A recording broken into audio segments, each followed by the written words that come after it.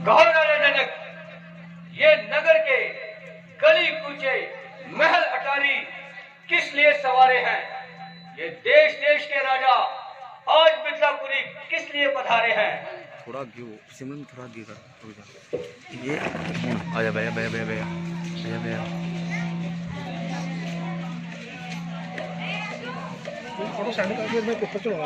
हो गया भाई, हाथ छोड़ा है। इतना साहस, सैर करी क्यों है? हमारे सामने खंडित पड़ा ये शंभू चाप क्यों है? सच बताओ जनक, कौन है शत्रु मेरा इस दरबार में?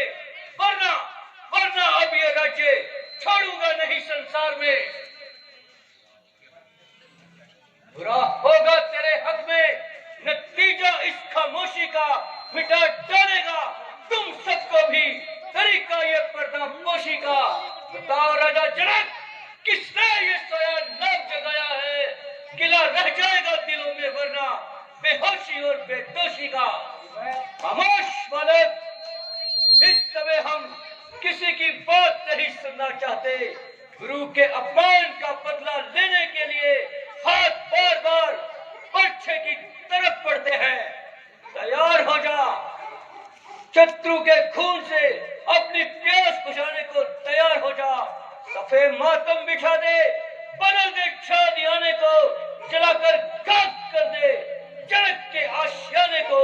नजर आएंगी यहाँ लाशें और बहते खून के दरिया, रहेगा ना एक भी जिंदा यहाँ रोने और चिल्लाने को। महाराज, इतना क्रोधित करके अपने मन को कलेश ना दीजिए। शंभू चाप तोड़ने वाला आपका कोई सेवक ही होगा। सेवक? कौन सेवक? किसका सेवक? सेवक तो वो होता है, सेवा ही जिसका धर्म है। जो शत्रु सा काम करे वो इस परसे का भोजन है। मान का वैरी है वह, कुत्ता है अभिमान का। जिसने तोड़ा है शिव धनुष, शत्रु है हमारी जान का। अजी महाराज, क्यों गेट की बाती इतना उछल रहे हैं और बिना बात के मैदान से निकल रहे हैं? कभी ये कमान तो बिल्कुल सड़ी गई थी और न जाने कब से बेकार पड़ी थी, जिसके लिए आप इतना दिल मिला रहे हैं और कैंची की तरह जुबान को चला रहे हैं। माइक लगाए दो लगे सामने नहीं दिखाई दे रहा। बातें हैं, कभी आगे निकालते हैं। अगर कुछ मतलब हो तो बता दीजिए, वरना चुपके से अपनी ला लीजिए। पड़ेगा वास्ता जिस वक्त दशरथ के राजकुमारों से हजारों बिल्लियां कूदेगी, आंखों के इशारों से छिपेगा चांद सूरज, आसमान टूटेगा पृथ्वी पर, हवा थम जाएगी, शोले उभरेंगे अफसारों से। अरे नाकान बालक, तुझे इतना अभिमान, भोलेनाथ की कमान का इस कदर अपमान। क्या तू मेरे क्रोध को नहीं जानता है जो छोटे मुख से ऐसी बड़ी बात बखाता है? अरे मूर्ख, जहन्नुम भी हमारे कहरों गजब से खौफ खाता है। कहर सोचो देख लूं तो आसमान दहल जाता है। इंसान तो क्या चीज है मूर्ख, हमारे इस पर्चे की दहशत से मुकाबिल काल का आते हुए भी दिल थरथरा जाता है। भूल जाइए मुड़ीवार, भूल जाइए ये कहरों गजब के सिक्के और ये कहरों बड़ी निगाहें। भूल जाइए लक्ष्मण के सामने ये बरकती हुई आग, सूरज के सामने दीपक की मिसाल ना बन जाए। कितना जोर पसेंगे लखन के तीर देखेंगे, ये जमीन, ये आसमान और पंचाल के सब तीर देखेंगे। सूरज का सितारे भी फलक पर चीख उठेंगे, लखन के जिस गरीब को जोरे शमशीर देखेंगे। लखन, तू फूलता है और इस पर्चे की ताकत से नावाकिफ लगता है। अरे मूर्ख, चलाया जिस खड़ी पर्चा, नजारा कोई और होगा। तेरी माता की गोद में दुलारा कोई और होगा। जरा सी जुम्बश दी इस पर्चे को तो तू समझ लेना लक्ष्मण, तेरे जीवन की कश्ती का किनारा कहीं और होगा। माता जी, अब आज्ञा दीजिए, अब सहन नहीं किया जाता। आप बार बार दृश्योद्वान की तरफ बढ़ रहे हैं, पूजाएं फटफटा रही है, सीना उबर कर बाहर को आ रहा है। इसलिए आज्ञा दीजिए ताकि पलट दूं एक ही तीर से पल भर में तकरीर परसे की। बहुत सुन ली मेरे कानों ने, अब तकरीर परसे की। तड़पना उछलना जो सारा खाक हो जाएगा, फलक रह जाएगी बाकी हाथों में तस्वीर परसेगी। ओ गुस्ताख बालक, क्यों मुझे नाहक गुस्सा दिला रहा है, अपनी मौत को बुला रहा है। बड़े बड़े बहादुर हमारे नाम की दुहाई देते हैं, सामने से भागते हुए दिखाई देते हैं। तुझे बालक जानकर तुझ पर तरस खाता हूँ, इसलिए शस्त्र नहीं चलाता हूँ। परंतु बकरे की माँ कब तक खैर मनाएगी? आखिर तेरी जान हमारे ही हाथों जाएगी। इसलिए ओ राम, इसको समझा ले, यदि बच सकता है तो बचा ले, वरना अब इसकी पूरी दुर्गति बनाऊंगा। तू सामने से चला जा, वरना कच्चे को चबा जाऊंगा। तू इसको मेरी आंखों से दूर ले जाओ, वरना इसे अब यही सुनाऊंगा। तुम अपनी आंखें बंद कर लो, मैं खुद ही नजर नहीं आऊंगा।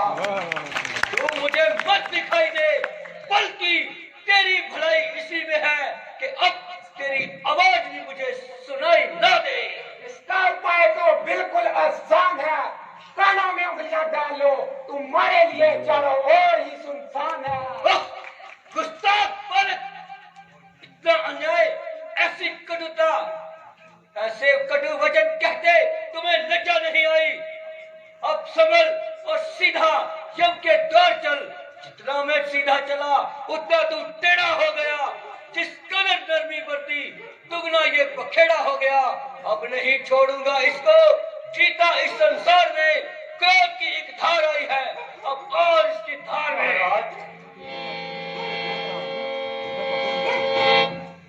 महाराज, इतना क्रोध ना कीजिए, ये बालक है, इसे ज्ञान समझकर क्षमा कीजिए।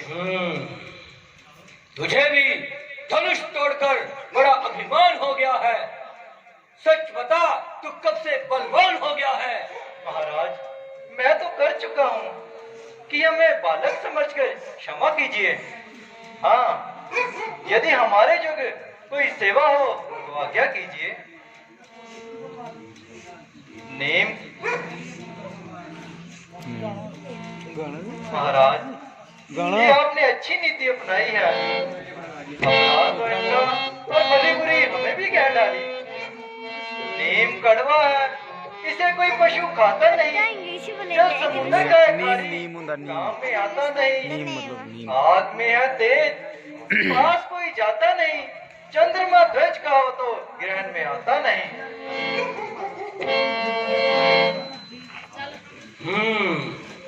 तुम्हें धनुष तोड़कर बड़ा अभिमान हुआ है। जरा ये तो बता बालक, तू कब से बलवान हुआ है? महाराज, मैं तो कर चुका हूँ, हमें बालक समझकर क्षमा कीजिए। हाँ, यदि हमारे योग्य कोई सेवा हो तो आज्ञा कीजिए। हे राम, मुझे ये संदेह है कि ये धनुष तुमने तोड़ा है। यदि ये धनुष तूने तोड़ा है तो हमारे धनुष पर चिल्ला चढ़ा कर दिखा कि तू कितना बलवान है। लाइए महाराज। वो गाना नहीं कटिया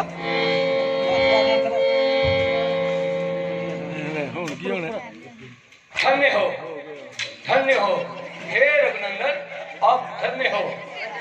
अब मेरा सारा भ्रम दूर हुआ, सारा अभिमान चकनाचूर हुआ। निस्संदेह राम अवतार अब हो चुका है। आज से इस परशाधारी राम का कार्य समाप्त होता है और धनुषधारी राम का कार्य आरंभ होता है। इसलिए प्रभु, आज से मैं कभी शस्त्र को हाथ नहीं लगाऊंगा और इसी स्थान से विंध्याचल पर्वत पर चला जाऊंगा और वहां पर तप करके अपने पापों का प्रायश्चित करूंगा। बोल सियावती रामचंद्र भगवान की